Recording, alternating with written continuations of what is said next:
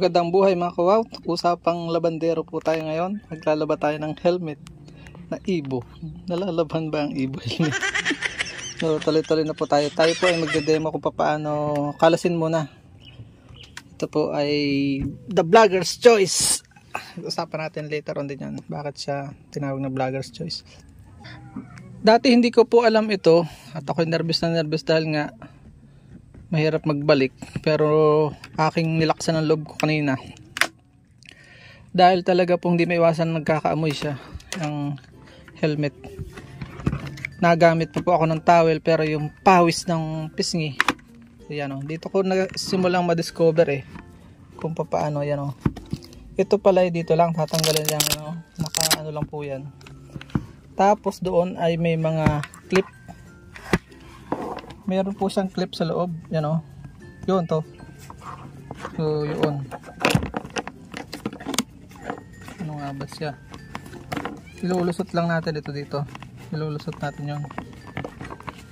Yun ang medyo okay. Tanggal na. Kaya kaya. Tapos ibababad po natin sa ano pang magandang i-video natin para alam natin yung sunod-sunod yun. Yun, may mga ano din doon. Ilawan natin para kita. Yan. Yun, nakaklip din lang siya doon yun. Tanggalin po doon. Paano matatanggal yun doon. First time ko po ito magtanggal nito. Pero sana maging matagumpay. Yun, tinanggal ko din doon.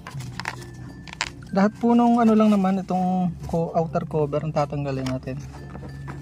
Yun sa loob pala. Hindi natin kakalasin itong ano. So, madaming tayo natanggal. Ito meron pa rin dito. Hindi ko na may pakita, wala tayong tripod. Yun. Lahat po yan ay tatanggalin natin. Dito pa, meron po dito. Mabuti po at ano siya, detachable. Ay hindi pala kasali ito, dito kasali dahil tingnan natin kung meron pa dito. Hindi nga po kasali itong isa. Ayun, kaya din nakaklip din lang hindi nakaganon siya So yun, lahat pala detachable. Ayun medyo ang hassle lang magbalik nito. So maganda at naka-video. Paano natin? At sinamantala ko po ngayon na mainit, yan hihilahin lang natin. Dito nakaano din lang yan.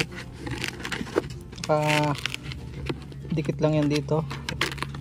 Ano ang tawag dito? Hindi ko alam kung anong tawag dito. Medyo hassle lang magbalik. Yun Yun. Tapos yun, naka-clip din doon yung pinaka naka-button. Yun, naka-button din. Isusuot muna bago tanggalin. Madali lang maglaba. Yung magbalik nito medyo hassle. Tapos susuot natin yan dyan. Pwede na yung mga any pambabad na paborito natin. Kung gusto na, yun. Kinakalas lang po doon. At yung mga downy, yung mga any cologne na pwede natin ilagay sa pub cone, yan Ako, paano yun? So yun, naka-clip din po doon. Yun pala, yun ang dapat unahin. So yun, naka-clip doon. Uy, alam pala yun. Buti na i-video ko para may document tayo pag pabalik. So yun lang pala kadali. Ito ang hindi ko alam kung natatanggal din ito. Hindi yata ito. Medyo ibang usapin na ito. Pag tinanggal ito dito, so hindi pa natin kailangan yon. Medyo nagkakaamoy lang naman yung tinanggal na natin na yun. Yun lang pala itsura niya. So okay na. Bababanta po natin ngayon. Pakita ko sa inyo yung tinanggal. Ito yung tinanggal natin. So yan So sana may balik ko.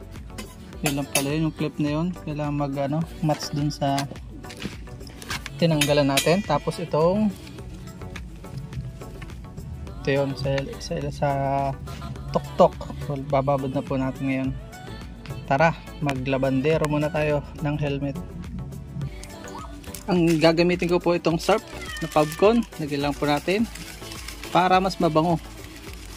Medyo nakakas ano din naman sa ano, luom na luom po yan, sigong-sigo sa mukha yung ano. Daming nilagay yan. So, ang tubig namin ay sagana naman dito. Kaya okay lang yan. Bababad lang po natin na ilang minuto. Tunawin natin. Parang labandero din eh. At kung may fabric conditioner pa kayong mabango-bango, may Sharp din fabric conditioner tayo. Lalagyan natin ng konti para mabango. Pag anlawan na. So, direct na natin ibabad to. Yan. Habol pa sa init at mahangin. Ngayon lang ako nagkaroon ng pagkakataon. Daling kami sa service church hapon at hindi ko gagamitan ng motor kaya pahinga. Kung tagal continuous, ganyan lang pala. Medyo hassle lang. Babalikan ko lang itong video pagka babalik ko na. Ganun lang po yun. I-video natin lahat ng mga bagay po mga kawaw na nahihirapan tayo. Video natin. Especially electronics. Para may document tayo kung paano natin ibabalik. Yun yung weakness ng mga ika nga ay subok ng subok.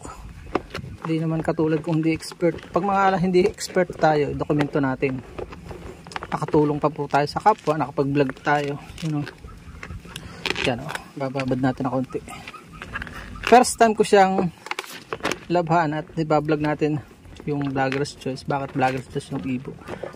Gandang gamitin. Sigong-sigo. Talaga kita nyo naman o. Ba itim na eh. Awis gana ako po. Field worker po kasi. Talagang o. Yan. Babad natin na konti. Habang babalikan ko yan mamaya. Ganyan lang po. Tapos ibibitin natin sa sampayan. Hindi ko na po ibibideo. Hanggang dito na lang po ating vlog. Yung pagbabalik ay susundan ko lang yun. Sundan mo lang yung ginawa mo. Kaya nyo na po yun. Yun lang na ay nakapagbigay tayo ng impormasyon sa inyo mga kawa kung paano labhan at kung paano kalasin ang Evo helmet. Hindi lang po sa bagay ito po ay kakaiba ng design pero hindi naman naglalayo po yun sa ibang mga helmet. Sa ibang helmet ganun din lang po ang proseso. Sundan nyo lang po yung ginawa ko. Kalasin ng dahan-dahan, alamin yung mga buton at i-video natin para hindi tayo maligaw sa pagbabalik. Maraming salamat. Naway may natutunan po kayo.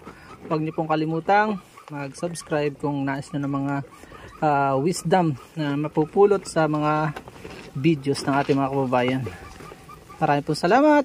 Bye-bye and God bless.